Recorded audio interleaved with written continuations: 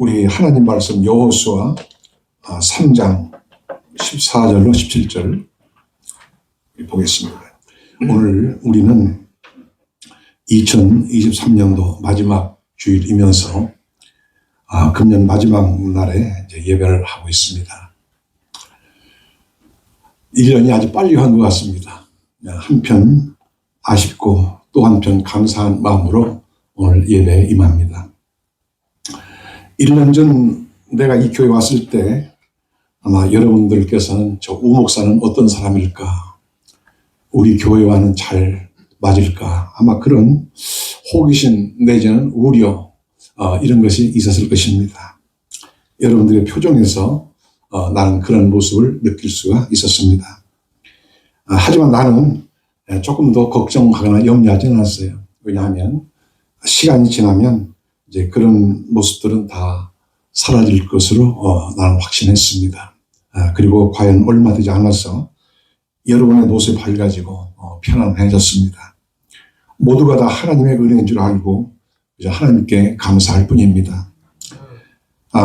지난 1년 동안 여러분과 함께 행복하게 지내온 것을 감사드립니다. 나는 고 이경수 목사님이 개척을 해서 20년을 목회하고 남겨놓으신 우리 교회를 우리 교우들과 힘을 합쳐서 계속 은혜롭게 이끌어야 할 책임감을 느끼고 있습니다. 지금 우리 교회는 이런저런 할 일들이 많이 있습니다. 그러나 나는 서두르지는 않습니다.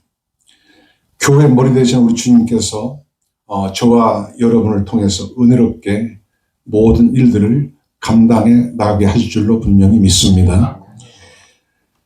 다만 주님 앞에서 우리들 각자가 그 위치에 변함없이 굳게 서 있는 것이 중요합니다. 주님은 우리에게 무슨 엄청난 일들을 요구하시는 것이 아니에요. 나는 우리 교회가 요한계시록에 나오는 서머나 교회나 또는 빌라델비아 교회처럼 우리 주님으로부터 칭찬을 듣는 교회가 된다면 그 이상 더 바랄 것이 없습니다. 우리 주님의 이름이 우리 교회를 통해서 높임을 받으시기를 진심으로 빕니다. 이제 다사다난했던 한 해가 다 지나가고 새해를 목전에 두고 있습니다. 내일은 오늘의 연속이지만 오늘 우리의 마음가짐은 새롭게 가져야 할 필요가 있습니다. 우리는 새 희망의 날들을 맞이하기 위해서 이제 요단강을 건너가는 그런 자세로 우리 믿음을 다잡고 준비를 해야 하겠습니다. 이스라엘 지도자 모세는 400년간 애국에서 종도로 타던 이스라엘 민족을 그 땅에서 인도해 냈습니다. 전적으로 하나님의 능력이었습니다. 그러나 모세는 광야길 40년 후 약속의 땅을 저 요단강 넘어 바라보면서 눈을 감았습니다. 모세의 역할은 거기까지였습니다. 이제 모세 후계자 여호수아는 요단강 동편까지 와 있는 이스라엘 백성에게 가나안에 들어갈 준비를 하라고 명령을 합니다. 곧 요단강을 건널 준비를 하라고 지시를 하였습니다. 요단강을 건너는 것은 영적으로는 이 세상 일을 다 마치고 내세로 들어가는 것을 의미합니다. 그런데 우리는 이 요단강을 건너는 마음으로 새해를 맞이하도록 그렇게 해야 되겠어요.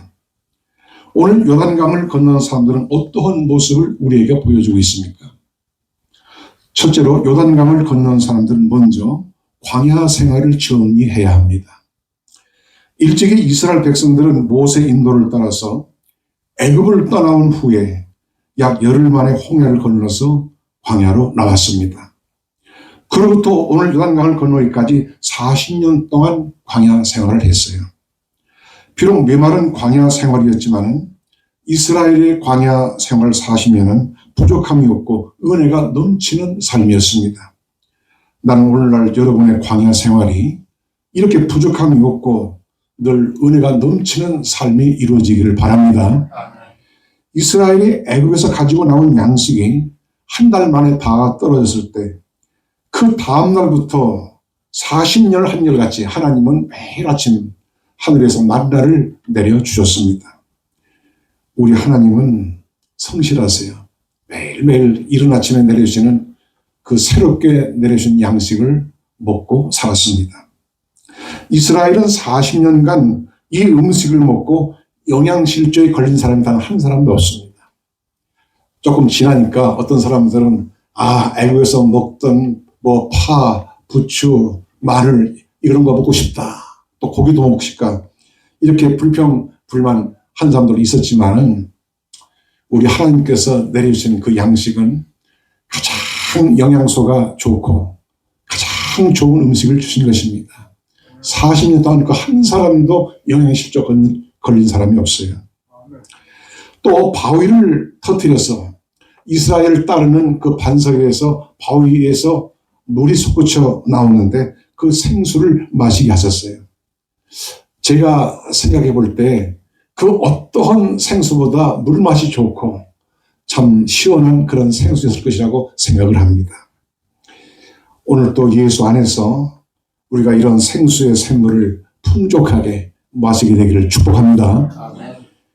그리고 적의 공격을 받아서 위경에 처했을 때도 우리 하나님께서 도와주셨어요.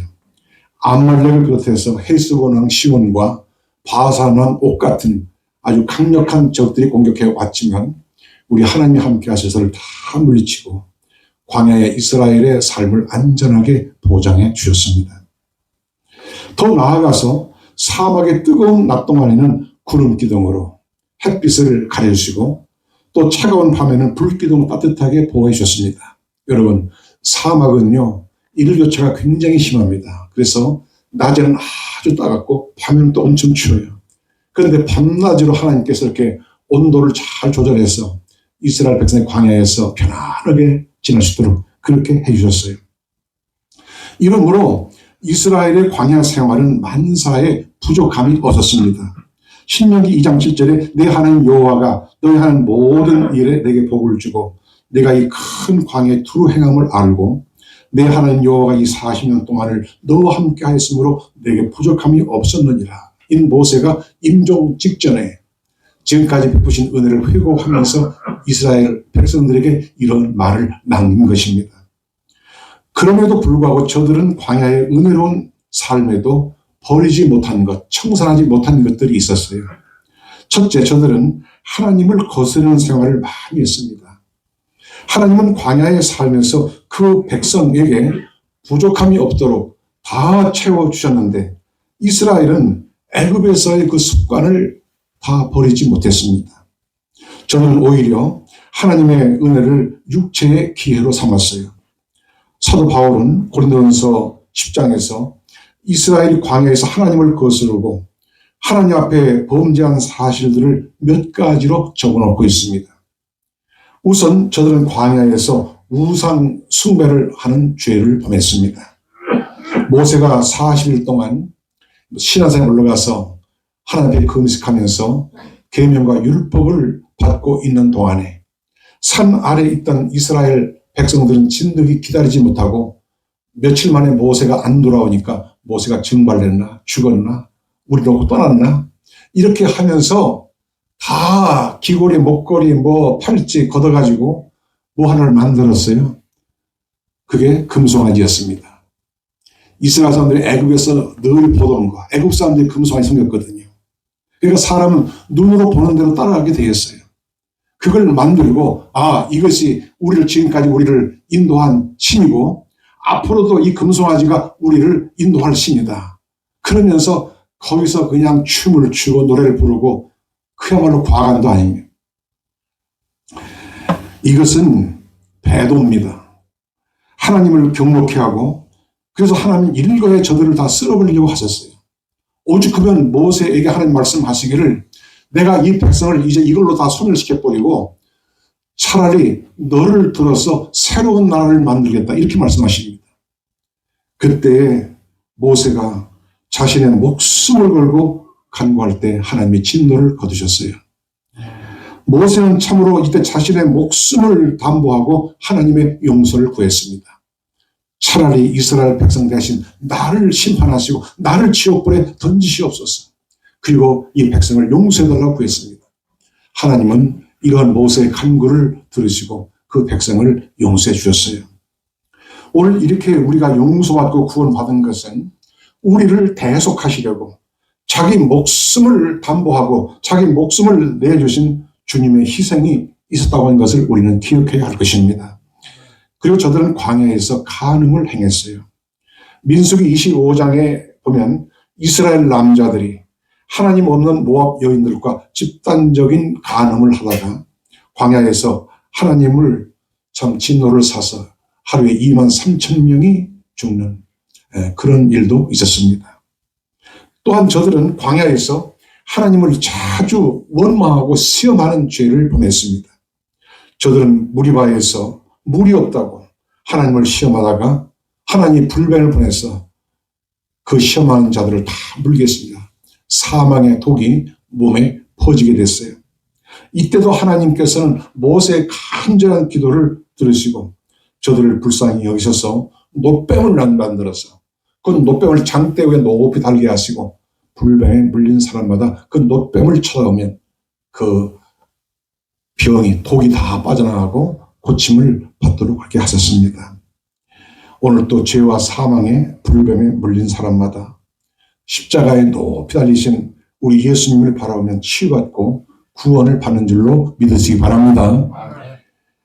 그때 광야에 있던 이스라엘 백성들은 항상 하나님의 도우심을 체험하면서도 매일같이 내려주시는 만나를 먹고 살면서도 그래서 조금만 어려움이 있으면 하나님을 시험하고 하나님을 원망해요. 오죽하면 시편 95편 10절 이런 데 보게 되면은 내가 이 40년 동안 이 백성으로 인해서 근심하였다 이렇게 말씀합니다. 결국 저들은 광야에서 다 죽고 요단강을 건너 약속의 땅에 들어가지 못했어요. 무슨 어려운 일만 있으면 과연 하나님이 살아계신가?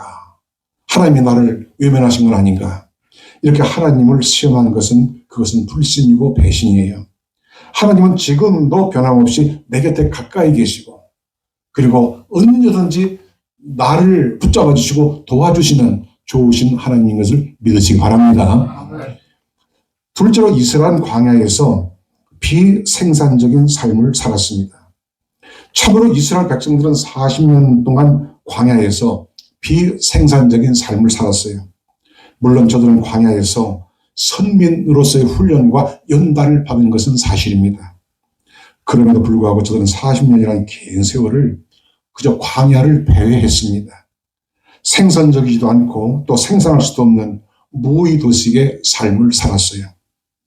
우리는 광야를 지난 동안 영육간에 생산적인 삶을 살아야 합니다. 우리가 이제 연세가 많아지고 연로해지게 되면 육체의 힘은 없어서 육체적인 어려운 일은 할 수가 없어요. 그렇지만 우리는 기도는 할 수가 있습니다. 그런데 기도야말로 가장 생산적인 일인 줄로 믿으시기 바랍니다. 이 교회가 돌아가고 교회가 움직이는 것은 뭐 앞장서 일하는 사람들 때문이 아니에요. 기도하는 그 기도가 큰 것입니다. 여러분, 빙하를 보게 되면은 그 빙산을 보게 되면은 빙산의 10분의 1은 나와 있지만 10분의 9는 물에 잠겨 있어요. 기도가 그런 것입니다. 나서서 일하는 것도 물론 중요하지만 그 밑에 기도가 그만큼 큰 것이에요. 셋째, 이스라엘은 광야에서 진보가 없는 삶을 살았습니다. 이스라엘은 열흘이면 지나갈 수 있는 광야를 40년 동안이나 맴돌았어요. 우리가 민수기를 읽어보게 되면 이스라엘이 어디를 거쳤는지 거기에 자세히 다 나와 있습니다. 이는 저들이 하나님을 거스르고 그 앞에 범죄한 결과였어요. 이와 같은 이스라엘의 모습은 오늘 반드시 우리의 경계가 되어야 할 것입니다. 진실로 항상 제자리를 맴도는 답답한 삶을 뚫고 합당치 않았던 내 삶을 다 정돈하고 요단강을 건너 저 희망과 약속의 땅으로 나아가는 여러분 되시기를 예수 이름으로 축원합니다. 둘째로 요단강을 건너간 사람들은 뒤를 돌아오면 안 됩니다. 일찍이 소돔성이 불탈 때 하나님의 천사가 롯과 롯의 가족에게 저 앞에 있는 산을 향하여 뒤를 돌아보지 말고 앞만 바라보고 곧장 가라고 당부했습니다. 그래서 롯과 그의 두 딸들은 천사가 말한 대로 앞만 바라보고 곧장 저 앞에 있는 산을 향해서 달려갔어요. 그런데 롯의 아내는 가다 말고 잠시 뒤를 돌아다 보았습니다. 그 순간 이 롯의 아내는 소금 기둥이 되고 말았어요. 소금은 본래 좋은 것이지만 소금 기둥은 죽음의 상징입니다. 이렇게 롯의 아내가 뒤를 돌아본 것은 몸은 소돔을 떠났지만 마음은 여전히 소돔에 머물러 있었다는 것을 말합니다. 이는 하나님의 약속의 땅, 곧 복된 하나님의 도성에 들어가게 합당한 마음이 아니에요. 이스라엘 역시 모세의 인도 아래 광야로 나오긴 했지만 실상 저들은 앞만 보고 전진하여 약속의 땅으로 가고자 한 그 믿음이 부족했습니다. 구원의 도성으로 향하는 일편단심의 마음이 결여되어 있었어요. 그게 조금만 어려움 있으면 옛날을 자꾸 떠올립니다.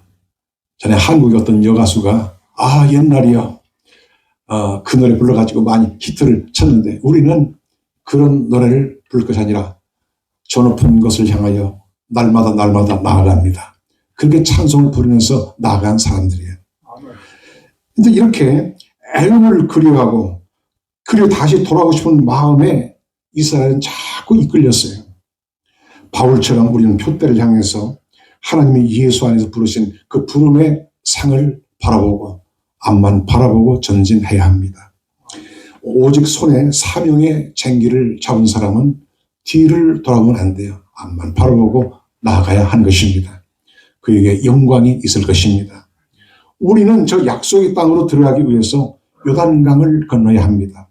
우리가 이 세상을 다 살고 죽어서만 요단강을 건너간 것이 아니라 지금 여기서 그 강을 건너가야 합니다. 복된 꿈을 꾸면서 내일을 향해서 우리는 나아가야 합니다. 오늘 이스라엘이 요단강을 건너간 것처럼 그렇게 오늘 우리들은 한 걸음 더 앞으로 나가야 한 것입니다. 영광과 축복의 날이 반드시 여러분의 날이 되기를 간절히 바랍니다. 셋째로 요단강을 건너간 사람에게는 새로운 결심과 결단이 있어야 합니다. 이제 이스라엘은 40년 동안 지나온 광야를 뒤로하고 요단강을 건너갈 준비를 하고 굳은 결심을 하지 않으면 안 됐어요. 이스라엘은 요단강을 건너가서 바로 거기에서 뼈를 묻을 결단과 결심을 했습니다. 저들은 다시는 광야로 돌아오지 않을 것입니다.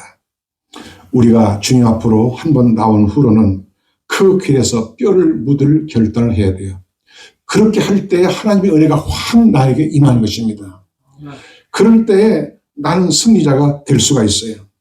그냥 뜻없이 하면은 그렇게 큰 은혜를 체험하기가 어렵습니다.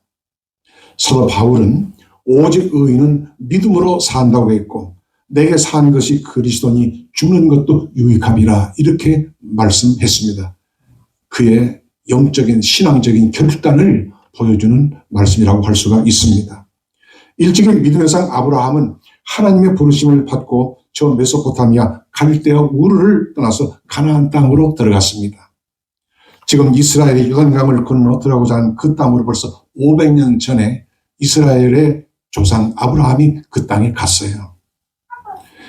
아브라함은 한동안 그 땅에서도 배도 고프고 외롭기도 하고 두렵기도 하고 힘든 세월을 보냈지만 다시 옛날 고향으로 돌아가지 않았습니다. 아브라함은 그에 들어갈 본향이 저 앞에 있음을 분명히 알고 있었습니다. 그는 굳게 결단에 떠났고 마침내 그 땅에서 복의 근원이 됐습니다. 동일한 결단과 그 축복이 오늘 여러분과 함께 하시기를 바랍니다. 여호수아 1장에는 하나님이 요단강을 건너가는 이스라엘 백성에게 특별히 두 가지를 당부했습니다. 첫째는 여호수아 1장 9절에 마음을 강하게 하고 담대히 하라. 두려워하지 말며 놀라지 말라. 이렇게 당부하였습니다. 저들이 만나게 될 그 막강한 대적들 때문입니다. 그러나 하나님이 함께 하시기 때문에 결코 두려워하지 말라고 하십니다. 다가오는 새해에도 주님께서 우리와 함께 하실 것입니다. 혹 예상치 못한 일들을 만날지라도 우리는 놀라거나 두려워해서는 안 됩니다. 우리와 함께 하신 이가 세상에 있는 이보다 크신 줄 믿습니다. 광야에서 함께 하시던 하나님, 우리와 함께 하십니다. 둘째로 여호수아 1장 14절에 너희 용사들은 무장하라 이렇게 당부의 말씀을 하십니다. 약속의 땅이랄 그 땅은 저절로 차지한 땅이 아니라 가나안 7족속과 더불어 싸워서 이겨서 빼앗아야만 하는 그런 땅이었습니다. 마태복음 11장 12절에 예수님 말씀하셨어요. 침례 요한의 때부터 천국은 침노를 당하나니 침노한 자는 빼앗느니라. 과연 그 나라가 우리에게 약속되어 있다 할지라도 우리는 가만히 앉아서 들어간 나라가 아닙니다. 우리는 믿음의 선한 싸움을 싸우고 또 이길 결심을 해야 합니다. 그러면 승리는 우리의 것입니다. 우리는 영적인 무장을 단단히 하고 새해를 맞이하도록 해야 되겠어요. 왜냐하면 마귀는 자기 때가 많지 않은 줄 알고 가면 갈수록 더 시험이 클 수도 있습니다. 마귀 사탄은 우리의 길을 회방하고 도전해 올 것입니다. 그래서 우리는 하나님의 전신갑주를 입고 나아가야 돼요. 진리의 허리띠를 띠고 의의 흉배를 붙이고 복음에 예비한 신을 신고 믿음의 방패를 가지고 구원의 투구를 쓰고 그리고 성령의 검을 가지고 나가야 합니다. 옛날 로마 군병들이 이렇게 완전 무장을 했거든요. 그 비유에서 사도 바울이 이렇게 말씀하고 있어요. 영적 싸움에서 이기면 일반 모든 삶에서도 우리는 승리자가 될 수가 있습니다. 그러나 영적 싸움에서 치면은 우리가 일반적인 삶에서도 우리가 패배한 사람이 되는 것이에요. 요한 번연은 그의 책 철로 역정에서 요단강을 죽음의 상징으로 말하고 있어요. 그것은 올바른 이해입니다. 에레미야서 12장 5절에도 보면 선자 에레미야는 요단강을 죽음의 한 예로 표현한 그런 말씀을 하고 있습니다. 우리는 광야 생활을 마친 후 요단강을 건너서 약속의 땅으로 들어갈 것입니다. 그렇지만 또 말씀하지만 우리는 이 세상을 다 살고 이곳을 떠나갈 때만 요단강을 건널 것이 아니라 지금 여기서도 요단강을 건너가야 합니다. 요단강을 건너가는 것은 1차로 내 육이 죽는 것이에요. 육을 예수와 함께 십자가에 못 박는 결심이 우리를 복되게 할 것입니다. 영적인 진보를 이루게 할 것입니다. 육이 죽고 영이 살면 반드시 우리는 승리합니다. 우리 주님의 능력과 은혜가 요단강을 건너가기로 새롭게 결심하는 모든 분들과 함께 하시기를 축복합니다. 넷째로 요단강을 건너가기 위해서는 언약궤를 맨 제사장들이 앞장을 서야 합니다. 오늘 우리가 봉독한 말씀은 바로 그것을 우리에게 보여주고 있습니다. 본문 14절에 백성이 요단을 건너려고 자기들의 장막을 떠날 때 제사장들은 언약궤를 메고 백성 앞에서 행하니라.